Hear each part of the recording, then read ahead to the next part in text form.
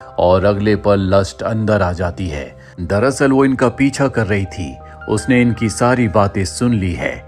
Doctor उसके ऊपर गोलियां चलाता है लेकिन उसके ऊपर गोलियों का कोई असर नहीं होता और अब वो अपने लंबे लंबे टेंटिकल से इन तीनों को दीवार के साथ चिपका देती है और डॉक्टर को बुरी तरह से जख्मी करके वहां से चली जाती है।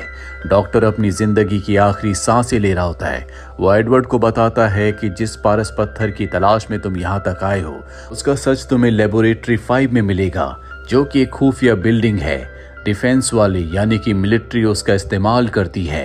एडवर्ड उससे और भी इंफॉर्मेशन चाहता है लेकिन तब तक उसकी मृत्यु हो जाती है, जिसके बाद एडवर्ड वापस अपने शहर आ जाता है। वो एल्केमिस्ट के घर जाता है जहां पर वो देखता है कि एल्केमिस्ट ने एक डॉग और ह्यूमन को मिलाकर एक अजीब से जानवर को बनाया है।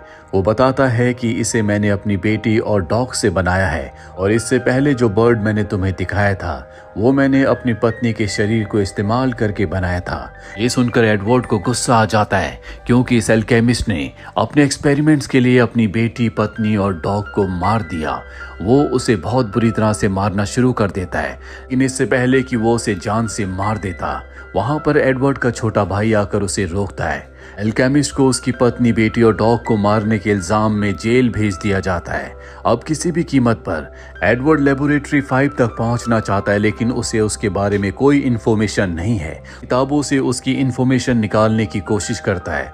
वो कई दिनों तक बहुत सारी किताबों को पढ़ता है लेकिन उसे कुछ पता नहीं चलता और एक दिन उसके पास आर्मी के जनरल आते हैं जो उससे पूछते हैं कि तुम क्या ढूंढ रहे हो। एडवर्ड बताता है कि मुझे लेबोरेटरी 5 का पता ढूंढना है। वो बताते हैं कि लेबोरेटरी 5 तो स्टोर रूम का नाम है पर अब उस स्टोर रूम को कोई यूज नहीं करता, जिसके बाद एडवर्ड विनरी के साथ उस लेबोरेटरी में जाता है। जनरल को शक हो जाता है कि लेबोरेटरी 5 में कुछ ना कुछ गड़बड़ है, इसीलिए वो उसे चेक करना शुरू करते हैं। उन्हें पता चलता है कि उस लैब में कोई बहुत बड़े स्केल में ट्रांसम्यूटेशन कर रहा है और अब वो इसकी इंफॉर्मेशन अपने सीनियर्स को देना चाहता है।